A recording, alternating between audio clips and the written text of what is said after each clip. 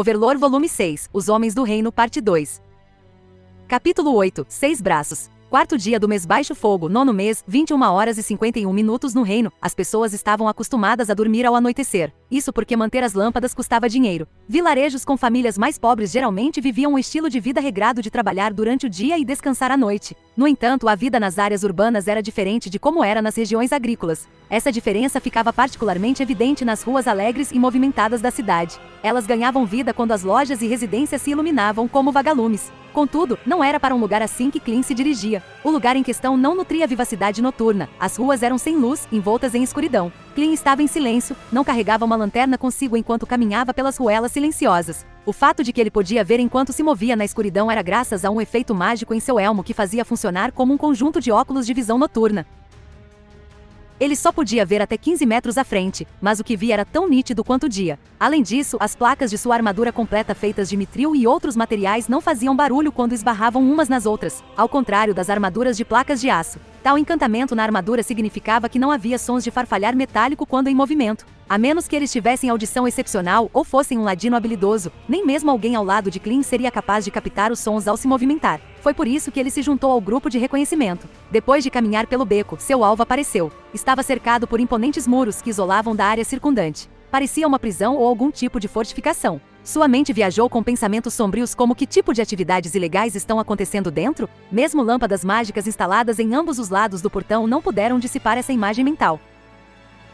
De acordo com as informações da inteligência, o alvo deles deveria estar por trás desses muros, mas ele não podia vê-lo daqui. É aqui mesmo. Tenho certeza, Clint murmurou enquanto se agachava. Uma voz vinda do nada respondeu ao lado dele. Concordo, líder. A julgar pela sensação deste lugar, deve ser aqui mesmo. Vou dar uma olhada ao redor, já volto. A pessoa que respondeu era um ex-aventureiro classificado como Orixalcum, possuidor de habilidades ladinas. Depois que ele terminou, Bren, que estava andando com eles, acrescentou: tenha cuidado, hein? Você pode ser invisível, mas alguns guerreiros podem ver através disso, claro. Nosso inimigo é a 8 dedos, afinal. Vou agir sob a suposição de que eles têm ladinos ou mesmo Magic Caster do meu nível. Cruzem os dedos e me torçam pelo meu sucesso. Com isso, a presença ao lado de Clint começou a desaparecer.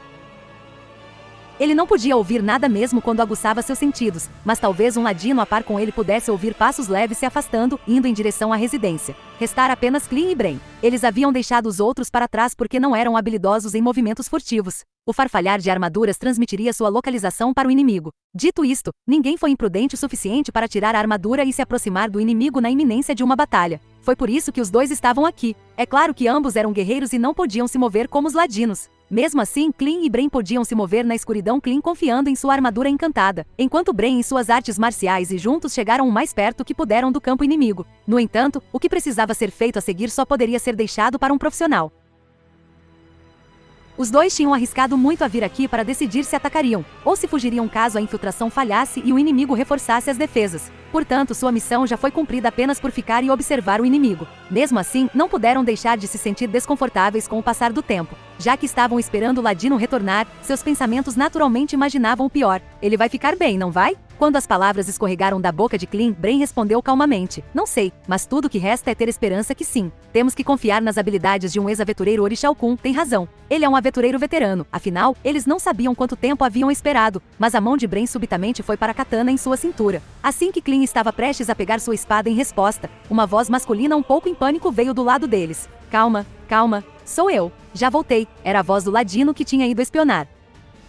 Ah, ainda bem. Você chegou perto e não fez nada, então eu pensei, pera, você estava tentando ver se eu podia mesmo te detectar com artes marciais? Sinto muito. Foi isso mesmo. Não queria te ofender, sinto muito por ousar testar suas habilidades. Bren Blauski, isso, relaxa. Eu poderia ter feito a mesma coisa no seu lugar. E então, pode dizer o que descobriu? O ar ondulou ao lado de Clint e ele sentiu que alguém havia se sentado. Ele não conseguia ver ninguém ao seu lado, mas tinha a estranha sensação de que alguém estava ali. Primeiramente, acho que esse lugar é usado para algum tipo de treinamento. Há um quintalzão atrás dos muros, fazendo com que pareça um pátio de treinamento. Eu só dei uma olhada rápida, mas parece haver vários cômodos separados. Eu acho que é uma base da divisão de segurança da 8 dedos. Além disso, há um lugar que estava fortemente vigiado, tive que ter muito cuidado ao me aproximar. Mas tem algo muito errado aqui, líder. O tom do homem mudou.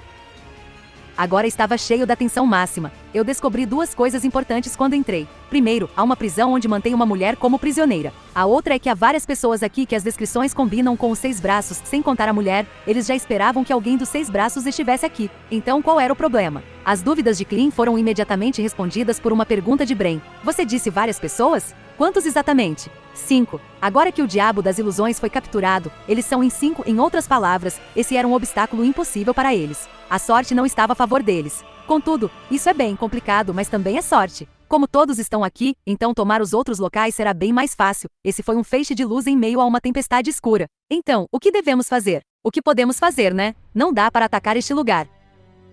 Melhor bater em retirada, tudo bem assim, Clean Kun? Isso não me agrada, mas não temos escolha. Se os membros dos 6 braços estão reunidos aí dentro, então deve ser uma base permanente ou algo que dão muito valor. Seria ruim se nos retirássemos antes de verificar antes. Mas acho que não devemos fazer nada que nosso poder de luta não consiga dar conta. É isso aí. O que acha de eu entrar de novo e dar uma olhada? Talvez eu ache alguns documentos. Nem pensar, é arriscado demais. Como não nos notaram ainda, acho que seria mais sensato recuar imediatamente. O que acham? Tô contigo nessa. O que a gente faz agora? Vamos atacar outro ponto. Acho que seria o melhor por agora. Poderia se reportar às pessoas lá atrás? Vamos esperar aqui para garantir que ninguém vá atrás de você. Duvido que haja alguém assim, mas o seguro morreu de velho. Conto com vocês, o Ladino ainda não havia dissipado sua invisibilidade enquanto se movia deliberadamente para que Clean e Bren pudessem ouvir.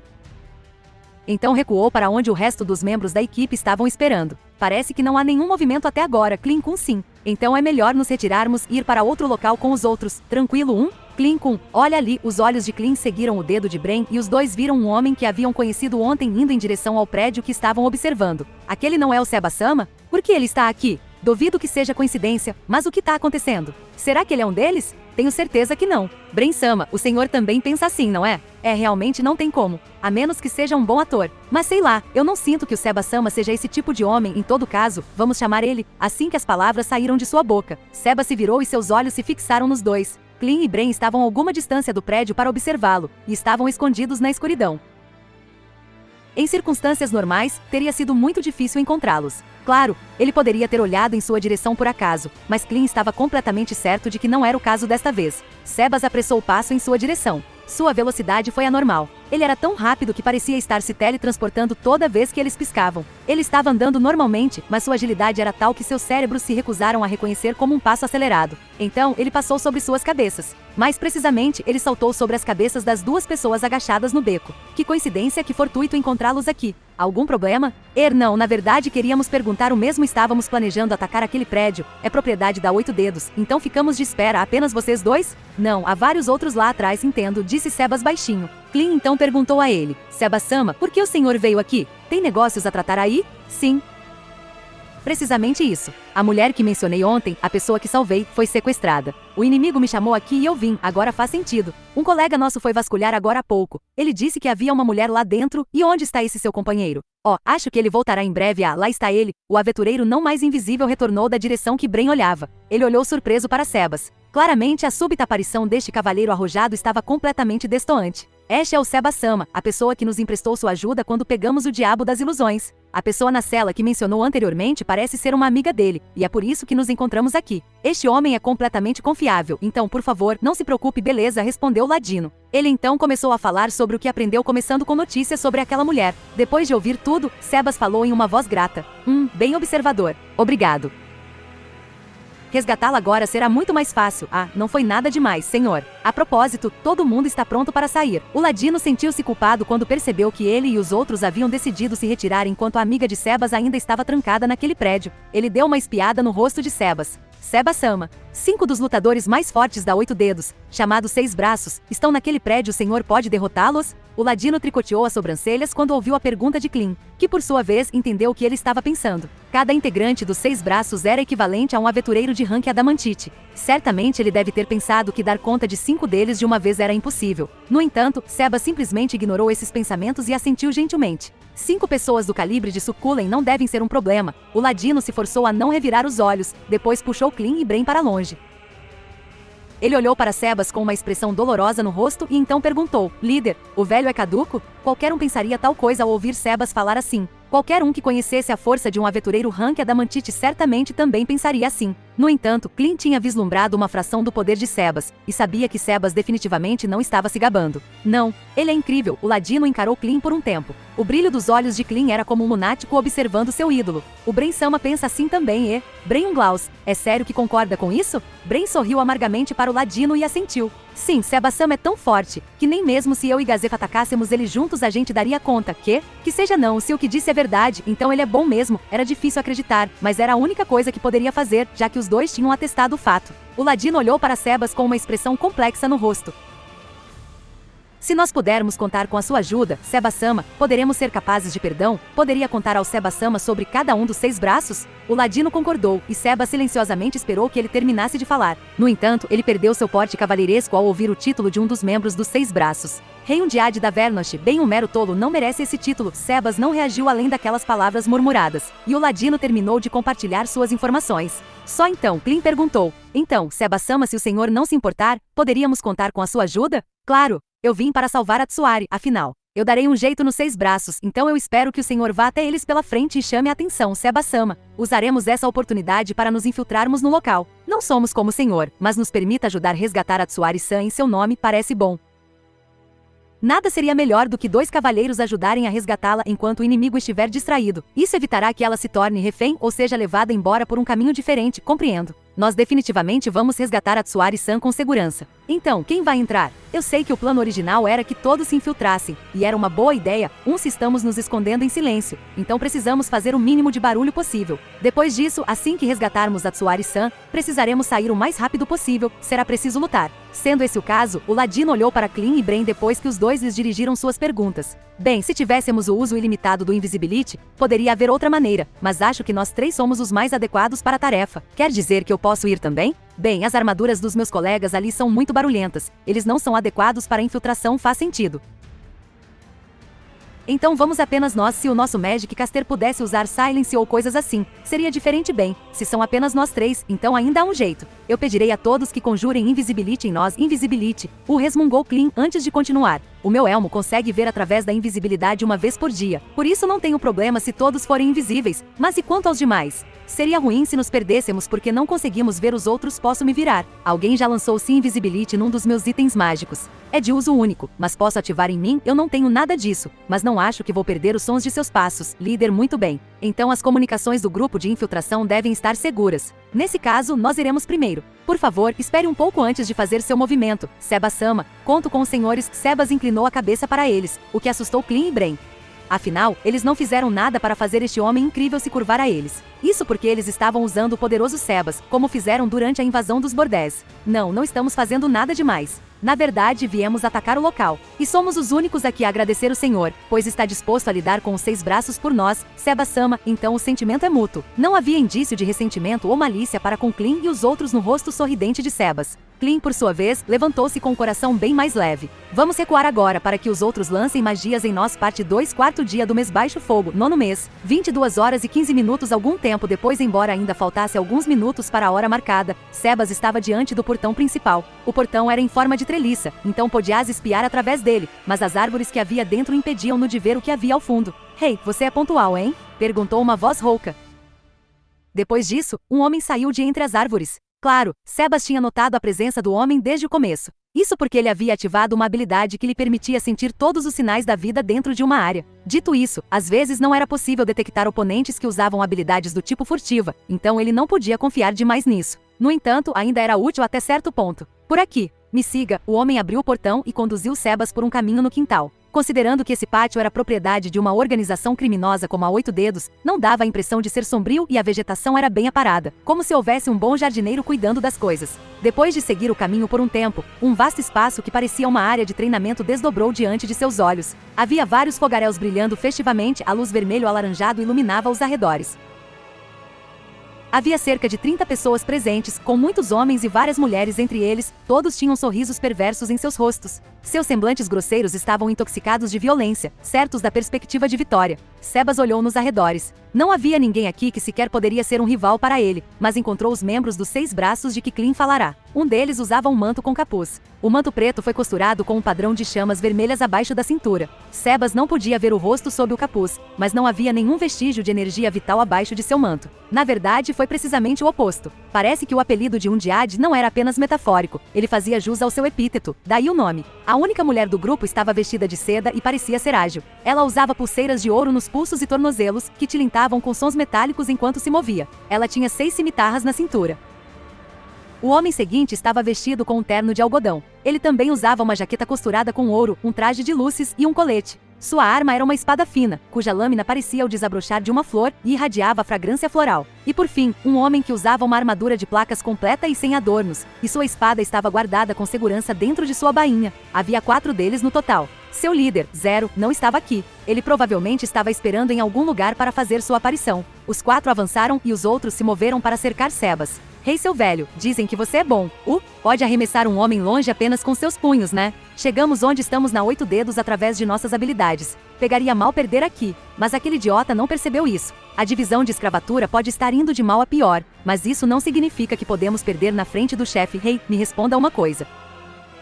O Suculen insistiu que perdeu para o Braunglaus. Desembucha aí, ele perdeu foi para você, mas não quer admitir, é isso? Não, eu nunca lutei com ele diretamente. Eu o conheci em minha casa, na vez seguinte que eu o vi, ele já estava inconsciente no chão, então sem problemas. Não é de se admirar que ele tenha perdido. Considerando que seu oponente era o grande Braunglaus, não havia como ele ganhar. Ainda mais que ele continuou aprimorando suas habilidades após o duelo e está no mesmo nível de Gazef Stronov, eu acho que é compreensível o porquê ele perdeu mas isso não significa que podemos te deixar sair. Cuidaremos do Unglaus e do lacaio da princesinha douradinha mais tarde. Você vai ser o primeiro a morrer, seu velho gagá, vamos fazer ele de exemplo. Caso contrário, nossa reputação estará em risco. Olhe no andar de cima, enquanto os membros dos 6 braços se revezavam em seus discursos. Sebas apontou para o 3º andar do prédio. Os figurões da cidade estão lá. Vieram se divertir vendo você morrer, velho. O homem chamado Zero está lá? Tá, uma expressão desdenhosa apareceu em um dos 4. Sebas estendeu o dedo e apontou para o 3º andar. Ele então abaixou a mão, sem prestar atenção aos olhares confusos nos rostos dos membros dos 6 braços. Tá fazendo o quê? Provocando? Não se preocupem com isso. Então, onde ela está? Ela quem? Sua oposição ainda zombava dele enquanto respondiam sua pergunta com uma pergunta. Sebas calmamente respondeu, a mulher que raptaram da casa. O nome dela é Tsuari, e se eu dissesse que ela está morta? Você seria tão gentil? Boa, mandou bem. Não somos legais assim. A mulher é um presente para o Cocodol. Ela está sendo bem cuidada, bom, muito bom. Sebas viu uma das 4 pessoas mudar sua linha de visão para um determinado local no prédio. No entanto, o que chamou sua atenção foi o fato de que não era o lugar onde ele ouvirá que Tsuari era mantida, sendo esse o caso. Tudo que ele tinha que fazer era verificar a localização. Já que esta é uma ocasião rara, por que vocês não vêm de uma só vez? Deixar que Zero escape seria problemático. Não quero perder tempo além do necessário. Você fala demais, humano. Deve estar se sentindo arrogante porque foi fácil lidar com aqueles fracotes, mas já viu como o poder absoluto é? Belas palavras. Desejo que saboreiem os dizeres de cada uma delas. Mas antes disso, posso fazer uma pergunta? Por que acha que eu sou mais fraco que o Brain-sama? Não nos despreze. Guerreiros do nosso nível podem dizer a força de um oponente apenas com um olhar. E você parece muito mais fraco que nós, velho. As outras 2 pessoas, da Vernosh à parte, concordaram com a cabeça. Entendo, Sebas podia avaliar a força de seu oponente pela potência de seu Ki. No entanto, assim como sua outra habilidade, seria difícil dizer se seus oponentes estavam escondendo seu poder com habilidades ou magia. É por isso que estamos te dando essa chance. Vamos um de cada vez então. Sou mais forte do que parece. Sebas flexionou os dedos, acenando para que eles viessem até ele. Como eu disse agora, não quero perder tempo. Quero que me ataquem todos de uma vez. Desta forma, não desperdiçarei mais de 10 segundos. Não nos subestime. O humano da Vernosh remexeu os ombros. Subestimá-los? Vocês são quem subestimam seu oponente. Eu sou Sebas. A pessoa que me deu esse nome foi o guerreiro mais poderoso. O mestre a quem sirvo é o supremo governante da Bem. Não há sentido em dizer isso a vidas insignificantes. Enfim, chega de conversa. Vamos acabar com isso. Sebas avançou. Ele se aproximou da pessoa cujo título mais o desagradou. Rei Undiad da Vernosh. Sua verdadeira identidade era a de um Elder Lich ancião, criado naturalmente. Os Undiads nasciam após mortes em massa. Eram criaturas que odiavam os vivos e muitas vezes desejavam apenas acabar com suas vidas. No entanto, alguns mais inteligentes poderiam refrear seu ódio e construir relacionamentos com os vivos. Vernosh era um desses. O objetivo de sua vida falsa era habilmente aproveitar o poder da magia e aprender técnicas além das magias vindas do momento de sua gênese. No entanto, mesmo que quisesse aprender técnicas, ele não pôde encontrar ninguém para ensiná-lo, dado que os Undiads eram vistos como os inimigos dos vivos. Talvez se houvesse outros Undiads como ele na verdade, havia uma sociedade secreta formada por Magic Casters Undiads, as coisas poderiam ter sido diferentes, mas, infelizmente, Vernosh nunca havia encontrado tais seres. Portanto, ele pensou em acumular riqueza, pois chegou à conclusão de que a avareza sobrepujaria o medo que sentiam por ele. Assim sendo, pretendia usar o dinheiro para alugar professores de magias.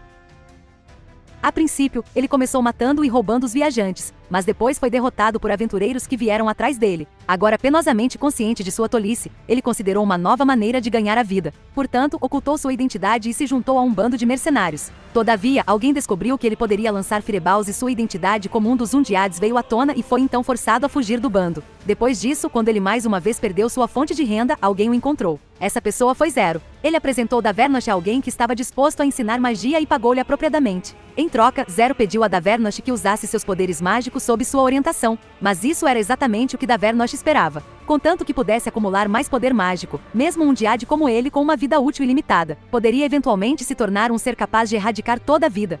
Zero poderia estar ajudando a criar um futuro desastre para a humanidade. Contudo, Sebas se aproximou como uma tempestade, a mão direita cerrada em um punho desferiu um cruzado direto. Incapaz de se defender do soco ou evitá-lo, sem ter tempo para se mover, a cabeça de Davernosh voou para longe. A não-vida de Davernosh foi extinta. Desapareceu sem que ele soubesse como ou onde ofendera tanto seu oponente. Ao contrário de seu eu de costume, Sebas disse com desdém: apenas um ser em todo o mundo merece usar esse título. Esse ser é de uma majestosidade incomparável. Um Undiad inferior como você deve conhecer o seu lugar. Sebas balançou a mão direita, sacudindo os fragmentos de osso presos a ela. Enquanto o corpo de Davernosh desintegrava-se, os muitos itens mágicos que ele havia equipado caíram ruidosamente no chão. Mesmo quando todos estavam atonitos em choque, os membros restantes dos 6 braços ainda podiam se mover.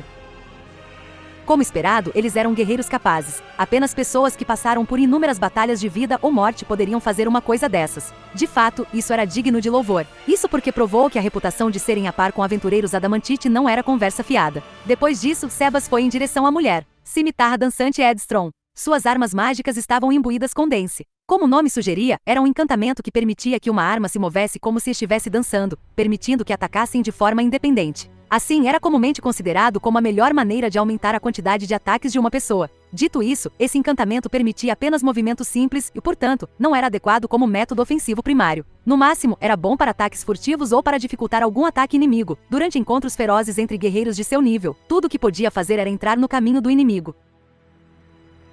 Como havia um limite para o quanto alguém poderia encantar uma arma, era uma escolha sensata escolher outro efeito, em vez do encantamento Dance. Por exemplo, Gagaranda Rosa Azul usava uma arma cujos encantamentos apenas aumentavam o dano causado. Mesmo assim, não havia melhor encanto para ela do que as propriedades vindas do Dance. Armas dançantes se moviam de acordo com a vontade de seus mestres. No entanto, quando o dito mestre estava em uma luta até a morte, se provou ser muito difícil confiar em uma arma completamente alheia a si para atacar um adversário, a menos que houvesse uma tremenda disparidade entre os combatentes. Portanto, a maioria das armas dançantes só poderiam fazer movimentos simples. Mas esse não era o caso dela. Ela podia de forma fácil e natural manipular suas armas como se estivessem sendo seguradas por um guerreiro invisível ou alguém cujas habilidades eram equivalentes às dela. A razão para isso foi devido à composição única de seu cérebro. Isso porque ela havia nascido com um par de habilidades naturais. A primeira foi um excelente senso de consciência espacial beirando o preternatural. Com isso, algumas pessoas poderiam ter suas mãos direitas agindo com total independência de suas mãos esquerdas sem treinamento. Como se não bastasse, sua habilidade nesse campo era ainda maior. Sua mente era dotada de uma flexibilidade antinatural. Essa foi sua segunda habilidade. Não seria incomum alguém descrevê-la como tendo 2 cérebros. Essa era a habilidade dela. Se possuísse apenas uma dessas habilidades, ela não teria sido capaz de controlar suas espadas tão livremente. No entanto, essas 2 habilidades estavam trabalhando juntas. Pode-se dizer que era um milagre. Com toda a probabilidade, não havia mais ninguém dentro dos 9 milhões de almas do reino que possuísse as mesmas habilidades que ela. Suas cimitarras saíram das bainhas por conta própria, de acordo com seu espírito de luta. Tudo o que ela tinha que fazer era se concentrar na defesa, enquanto as outras 5 espadas lançavam ataques por conta própria. Era uma barreira de lâminas. Entrar nessa gaiola significava morte certa. Contudo, antes que as cimitarras pudessem começar seus ataques, Sebas já tinha entrado em seu raio de ataque. Ele lançou um golpe com velocidade incompreensível. No momento seguinte, a cabeça dela caiu no chão, envolvida em que sua mão esticada como o gume de uma faca era mais afiada que qualquer lâmina. Sangue fresco jorrou de seu pescoço e seu corpo caiu duro logo depois. No entanto, as 5 cimitarras ainda pairavam no ar. Isso porque a mão de Sebas tinha sido tão rápida e afiada que ela ainda não sentirá a própria morte. E muito provavelmente nem mesmo sentiu dor alguma. As 5 cimitarras, ainda obedecendo à sua vontade, cortaram o ar em direção a Sebas. No entanto, Sebas as ignorou, ficando indiferente.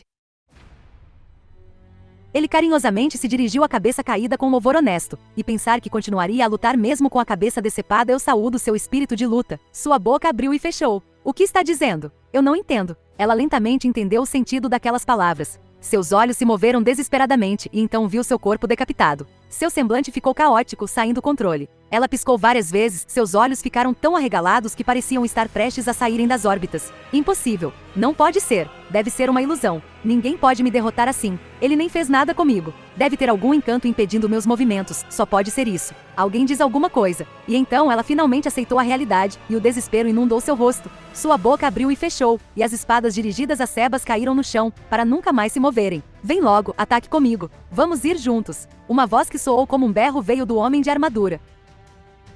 Por mais robusta que fosse, sua armadura não podia protegê-lo de seu medo. Ele havia percebido não com sua mente lógica, mas com seu coração e alma que Sebas tinha dito a verdade, pois agora enfrentava uma criatura que nunca deveriam ter desafiado, que nem sequer deveria existir neste mundo.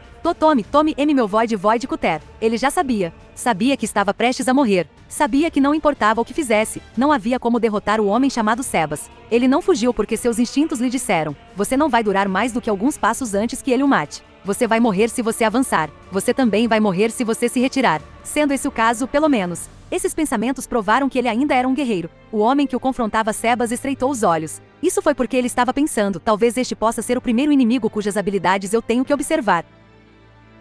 A pessoa que fez Sebas era um campeão mundial conhecido como Toutime, cujo trunfo era um golpe que cortava o próprio tecido do próprio espaço-tempo. Claro, não havia como a pessoa diante dele chegar a esse nível, mas mesmo uma imitação dessa técnica poderia machucar Sebas. Corte espacial Pechurian. Seu apelido foi derivado de sua técnica misteriosa, onde ele podia sacar a espada e dividir o inimigo ao meio mesmo a 3 metros de distância. Mas na verdade, esse movimento não cortava o espaço. O segredo estava na espada. Havia um tipo de espada chamada Urumi. Era uma lâmina comprida feita de um metal flexível que dobrava facilmente. A arma que Pechurian carregava era uma Urumi que tinha sido tão afiada ao ponto de ser chamada espada de cordel cortante. Talvez um chicote de metal possa ser um nome mais preciso. Seu ataque de alta velocidade combinado com tal arma matava um inimigo sem deixar marcas, apenas um arco residual de luz, e assim ganhou seu apelido.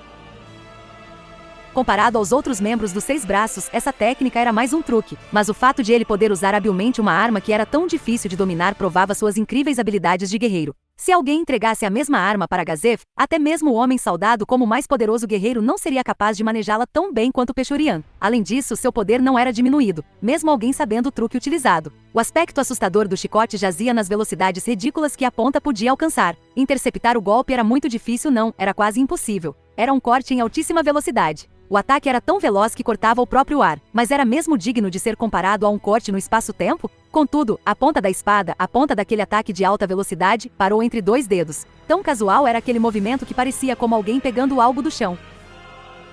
Sebas examinou cuidadosamente o metal entre as pontas dos dedos e arqueou uma sobrancelha. É só isso? E pensar que usou um nome tão extravagante para isso e ear. Como um grasnar de um pássaro, um florete perfurante acelerou para Sebas. 1000 mortes, mal viste. Sua arma principal, Rose Store, fora encantada com 2 propriedades mágicas. A primeira era Flegrinding. No instante em que a espada atingia o corpo de seu inimigo, essa magia assustadora torcia o tecido muscular da região. Esse efeito rasgava e arrebentava a carne ao redor do local da lesão, deixando feridas hediondas. A outra era Master Assassin. Esse encantamento aumentava as feridas e fazia até mesmo o menor arranhão ser uma ferida grave. Essas 2 habilidades eram demasiadamente cruéis, mas ainda havia mais um truque agindo em conjunto. Não era oriundo de magia, mas de veneno. A ponta do Rose Store estava manchada com uma mistura letal de muitos venenos.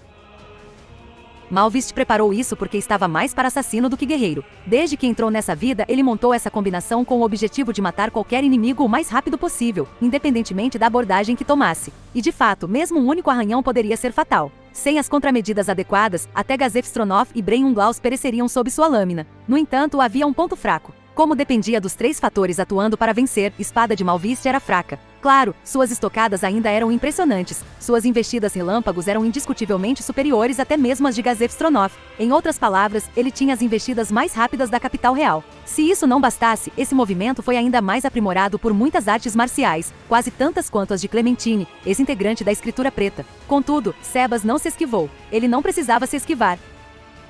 Malvist, que dera aquela estocada com todas as suas forças, não conseguiu falar. Rose estoura um florete perverso que poderia matar com o menor arranhão. Ele viu Sebas bloqueando com o dedo. De fato, Sebas havia parado a ponta do florete com a ponta do dedo indicador. Que? Malvist piscou repetidamente, tanto que parecia ter perdido o controle de suas pálpebras. Só depois ele percebeu que não era uma ilusão, não era um sonho, e então conseguiu soltar algumas palavras. Não havia mais nada que pudesse fazer. Isso não fazia sentido algum. Sua experiência lhe dizia que a carne de um dedo não poderia impedir uma estocada que pudesse perfurar o aço. No entanto, o que ele viu diante de seus olhos era a realidade. Malvis não conseguiu mover o dedo do velho que gentilmente bloqueou seu florete, não importava quanta força usasse. O Rosestor se curvou. Ele tentou puxar o florete de volta para tentar atacar em algum outro lugar, mas antes que pudesse fazê-lo, Sebas tinha apertado sua ponta entre o polegar e o dedo indicador. Isso imobilizou a lâmina. Diante dele estava uma montanha imóvel. Ele viu que seu colega também estava tentando desesperadamente puxar sua própria espada de volta. Em meio a essa situação, uma voz em tons de aço soou, cortando tudo em seu caminho. Tudo bem, minha vez. No instante seguinte, a cabeça de Pechurinha explodiu. Um ataque como este poderia ser considerado bastante raro vindo de Sebas. Até agora, ele estava usando uma técnica adequada, mas esse golpe havia nascido de raiva impensada, perfurar a cabeça do oponente com pura força bruta. Ele desviou o olhar para a mão direita que ele havia impulsionado em direção à cabeça agora desintegrada. Sua luva branca estava salpicada de manchas e o aroma férrico pairava no ar. Que gafe! Ele soltou o florete e usou os dedos que a seguravam para retirar e descartar a luva manchada de sangue. No instante em que bateu no chão de pedra, Malviste prendeu-a com a ponta da lâmina delgada, arremessando a luva para longe. Talvez Malviste estivesse muito confiante de que fosse tão rápido quanto uma estrela cadente no céu noturno, mas para Sebas, ele era tão lento que provocava bocejos. Ele poderia ter quebrado o florete, ou se adiantado e decapitado explosivamente seu oponente, ou feito muitas outras coisas para pegar sua luva de volta. No entanto, ele simplesmente não conseguia entender o que seu oponente estava almejando. Confuso, Sebas não fez nada, mas perguntou diretamente: o que está tentando fazer? É isso. Este deve ser o item mágico que está te deixando mais forte. Era apenas uma luva feita de pano. Sua voz soava como um gongo quebrado. Espuma borbulhava ao canto de sua boca. Seus olhos estavam vermelhos.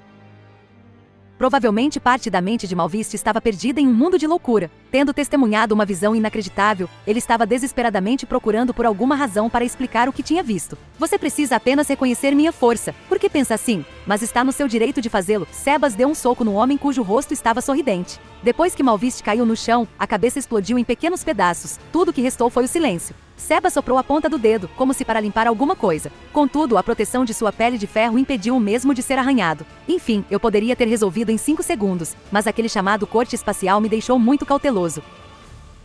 Ser capaz de durar 20 segundos é bastante louvável. Depois disso, Sebas deu uma ordem à predadora que estava se preparando para capturar as pessoas dentro do prédio, aquelas que ele havia apontado momentos antes, que haviam testemunhado essa cena trágica da varanda. Solution, imagino que eles possuam informações úteis, por isso não os mate. E agora vejamos, ele olhou friamente para as pessoas ao redor dele, todas as quais estavam congeladas no lugar. 10 segundos para o resto de vocês. E chegamos ao final desse vídeo. Não esqueçam de se inscrever em nosso canal, ativar o sininho de notificação e dar aquele super like para ajudar o canal. Até mais!